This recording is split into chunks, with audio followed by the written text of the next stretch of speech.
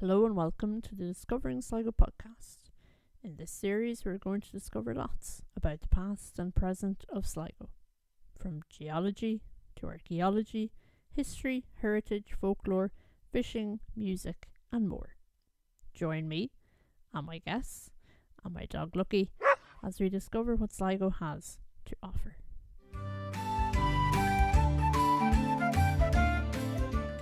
So, hello and welcome back to another episode of the Discovering Sligo podcast. In this episode, I'm delighted to be joined by one of my former lecturers, Dr. Fiona Beglane. Fiona, you're very welcome to the podcast. Thank you very much. Fiona is a lecturer in archaeology at the Atlantic Technological University in Sligo. She's also a consultant zoo archaeologist. Yes, that is a big word. Essentially, she identifies and researches animal bones from archaeological context. And Fiona has a particular interest in medieval archaeology, which is very different to the prehistorians that we have started the podcast with over the last few episodes. So I was delighted to have Fiona as my supervisor for the final year dissertation, which I did way back in 2016 on an unusual archaeological site in North Sligo. And after that, I helped out in Donegal at Disert, which we're going to talk about later. It's a multi-period archaeological site at the foot of the Blue Sack Mountains, just outside Donegal town. And I had a great few days fun with the locals up there, and I hope to get back there soon again. So to start off, and this has become a theme across the podcast so far, is that I often wonder, how do archaeologists get this passion for the past? And Fiona, can you tell me a bit about your background and what inspired you to become an archaeologist? Well, I was always interested in archaeology right from being a small child, and I suppose it's one of those things where when I was a small child, archaeologists were elderly gentlemen in tweed jackets, and I couldn't really see myself as that. So I went and did something sensible instead and did an engineering degree and worked in industry for a few years. But my heart wasn't really in it, and so I went back and retrained as an archaeologist, and I've been doing that ever since. Well, that's really interesting. I learned something new myself. So you've been lecturing in the college, as we call it in Sligo, the ATU now for many years, but over the years you've also been keeping an eye on some local sites here in Sligo. Staad Abbey is one of those out near me, near Grange in North Sligo. Can you tell me about how you became aware of that site and a little bit about the nature of it itself, its history? Yeah, so back in 2012, and I had finished my PhD and I had time on my hands, believe it or not. So I was chatting to Jerry O'Sullivan, who works for TII, for the Transport Infrastructure Ireland, as an archaeologist, and he said that he'd done some work previously at Staad, looking at the medieval church there, little medieval church right on the edge of the sea. And at the time, they realised that the site was eroding quite a lot. And he said, well, why don't we go and spend 2 or 3 days, just a small project, having a look at coastal erosion there and see how much has eroded since the excavations that he'd been involved with about 10 years previous to that. So that was 12 years ago, and we haven't finished yet. So the site is an early Christian site. It's located in a very interesting place. Can you tell us about the link with Inishmurray? That's right. You've a little church. It's right on the shore, and it looks out onto Inishmurray, and it's in the centre of a very small bay. It's the next bay down from Streeger Beach, so it's kind of a sheltered sort of a location, relatively speaking. And the word "stored" or "storge" is thought to come from the Latin statio, meaning stopping point or station. And it's believed that when pilgrims were coming to Inishmurray, that they would stop there at the shore, and they'd wait for good weather and the right tides before going out to Inishmurray, so that the church would have then provided the opportunity to make their devotions while they were waiting. It's a fantastic site, and you've been monitoring it now for, as I said, almost 12 years. Is there any idea when the sea, due to these rising sea levels, etc., would actually take the remains of the church structure away. You know, it's getting closer all the time. That's right. We did some work based on the results of those surveys that I did with Jerry, and also looking back in the maps. And we think that there's been about 16 to 18 metres has been lost since the first edition map of the 1830s. The corner of the church is now about 3.5 metres from the edge of the cliff, so it hasn't got that long. The gable of the church itself is getting into worse and worse condition between storms and waves and weather and what haven't you as well. So that could fall down in a big storm at any time.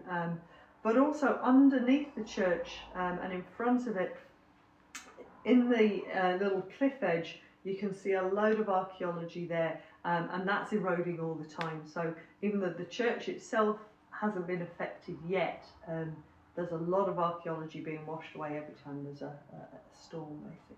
And I know that from personal experience of being down there with the family for Sunday walks and whatnot.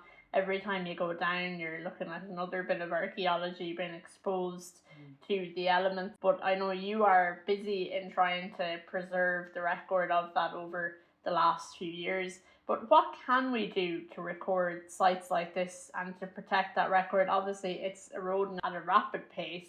But, you know, what can we as volunteers or archaeologists on our days off, what can we do to record that?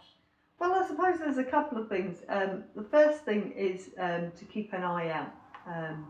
So if you're walking along there or you're walking along close to any archaeological sites, if you find stuff being exposed, then report it. Report it to the National Monument Service, report it to your local archaeologist, let somebody know. If you find something that's literally fallen out onto the sand or onto the rocks, pick it up and give it to the National Museum, report it to the National Museum. If it's hanging on to the cliff edge, leave it where it is, because while it's in the cliff edge, it can tell us so much more. As soon as you take it out of that cliff edge, it loses all its context, it loses all its meaning. So if you do see something hanging on in there, again, let National Monuments or your local archaeologists know. And over the years, what kind of things have been turning up at Staad Abbey, or have you made any discoveries there yourself? So the sorts of things that have been turning up have been quern stones, which are for grinding grain. There's also been things like there was a net sinker, so a stone weight for weighing down a net. There's been a flint that was like a little gun flint, so from a flintlock pistol type of a gun. Bits of decorated stone from the building, and you know, those are the sorts of things that have been coming up, basically. And those things are now safely with the National Museum, and should we ever get a museum for Sligo, there'd be nice things that we could put on display. They would be, yeah, it'd be great to have them back. And of course, Staad Abbey is in a very interesting location nearby to the Spanish Armada wrecks, which are just around the coast a little bit further at Staad Beach, and I'm hoping to have Eddie O'Gorman on to tell us a little bit more about those wrecks as well. But Staad could have played an important part in that story. I think there's a little bit of a debate over whether some of the soldiers from the Armada were brought to Staad or whether they were brought to a hamlet. That's right. There's a report by a guy called Francisco de Cuellar who was shipwrecked, and he wrote down the tale of what happened to him and how he managed to get back to Spain. And he describes how he escaped off the beach at Staad, and he went to a church looking for help. And when he got there was 3 Spaniards were hung from the rafters of the building, and so he kind of hid and kind of went on his way, basically. So some people say that might have been at Staad, some people say it might have been at Hamlish. The jury's out, really. And an interesting story, one way or the other, a very local story. And Yeah. if I was the queller, I would have been scooting on somewhere else as well. But going back to citizen scientists and archaeologists on their days off, there's only so much that people in a voluntary capacity can do to record sites like this. I had Michael Gibbons on the last podcast episode, talking about the need for some kind of response team, if you like, to go out and to deal with sites. What do you think? Do you think that would be a good thing to do in the future? I think it would. I think it would be great to have a response team, and I also think it would be great to have local groups around the coast that are set up to keep an eye on their bit of coastline. And that's the great thing at Stodge, is that the guys from the and gals as well from the Grange Armada Development Association, they keep an eye on it, and also a couple of other people that I know that are interested in archaeology, and a couple of graduates from courses, archaeology courses. So people are keeping an eye on the place, and that's good. But if we could get that coordinated across the country, so that we had a kind of a citizen science monitoring on an ongoing basis, that would be great. And I suppose leading on from that, when you speak about graduates from the ATU courses and formerly IT Sligo course and other archaeological courses around Ireland, you're involved currently with new online courses, which would be great for people maybe who are interested in archaeology, even just a general interest, to upskill and learn something about what these different artifacts are. And I know through this podcast a lot of different topics are coming up, and people are getting an insight into the different layers of Irish archaeology. What's on offer now? When can people join on to the next courses? So the next round of applications is for our September start, and we've got our Introduction to Irish Archaeology. That will be starting again, and that's been running for a number of years now and is proved very popular. And that has 3 modules, and there's 2 modules that are completely online, and then 1 module where you basically spend a couple of weeks going around having a look at all different archaeological sites in the northwest, which is it's a great course. Gives people a really good grounding in archaeology, and then we also have a couple of other courses starting in September. We'll have Introduction to Archaeological Interpretation. We'll be running that again. We'll also be running Buildings Archaeology starting in September, and the Archaeology of Ritual and Meaning is going to be starting again in September. Sounds like a great selection of courses, and there's not a major time commitment on those. Is it a few hours a week? That's right, a few hours a week. Each one of them would have 1 or 2 modules running at a time, so a few hours a week. You'll be doing lectures online, and they're live, but they're also recorded for you. So if you miss the lecture, maybe because you're at work or whatever, then you can listen back to it afterwards. So they're great, really. That's great. It's a fantastic way to learn about what we've got in such abundance here in the northwest of Ireland, particularly here in Sligo.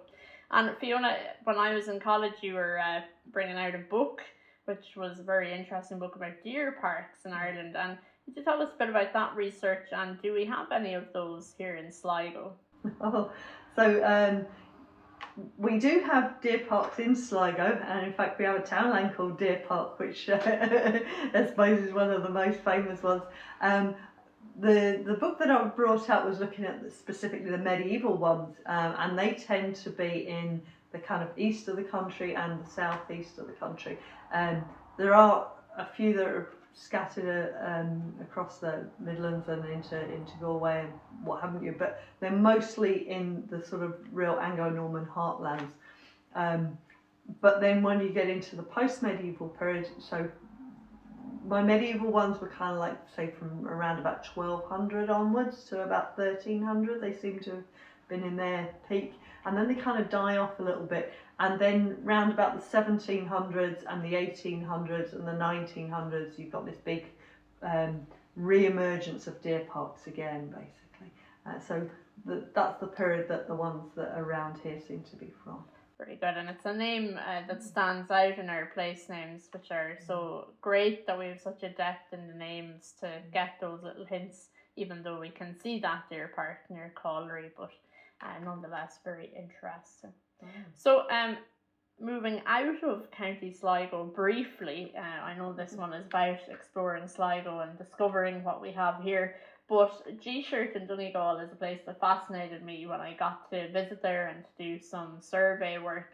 It's a wonderful site, and can you tell us a little bit about what you've been doing there over the years, and maybe how people can get involved or follow what you're doing online?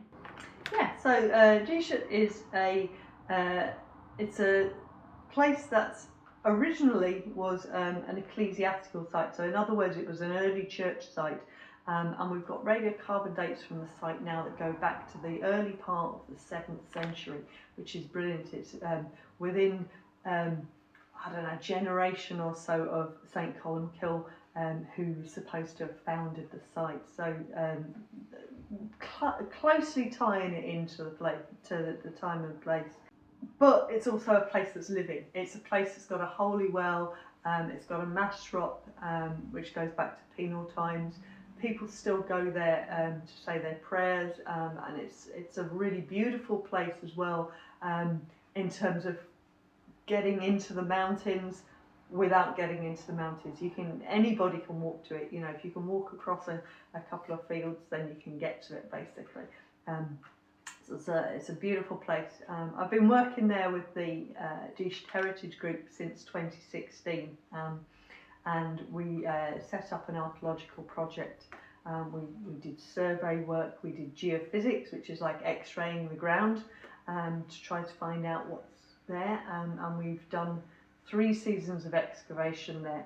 And we've got another season of excavation planned now for this June. And that's actually as part of a course, one of our online courses for ATU. It's a fascinating place. We thought that what we had was early medieval site with some post-medieval activity, some activity from kind of the 18th and 19th century. We've managed to fill in some of the blanks.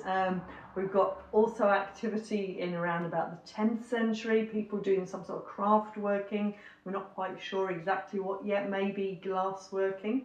And we've even got prehistoric activity, so we've got evidence for stone tools that go back to the Neolithic, to the early farmers, the first farmers in Ireland, basically. And it's a wonderful setting up there. Of course, it was an attractive place for people from all different periods of time, and rightly, as I say, it's just in a lovely place, and you can hop in across a few fields and you're there in this little oasis, surrounded by the mountains. It's really nice. And I believe in folklore, there's a lot of folklore surrounding that site as well, but in a small link to what we have in Sligo at Inishmurray, is there a story about the soil there as well that prevents rats?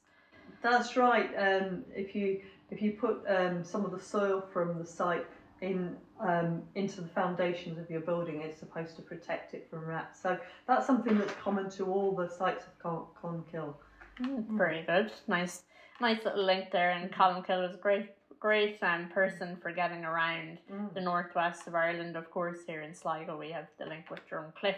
And it's wonderful to hear more of the great work being done to record the exposed archaeology in Sligo. And Fiona, thank you very much for sharing with us on the podcast today about your knowledge and interest in all of these sites. And as you said, if you find something along the shore or anywhere that seems to be archaeological in nature, just contact an archaeologist or the National Monument Service, and you'll find all of that on their website, onlinearchaeology.ie. So thank you very much. Thank you.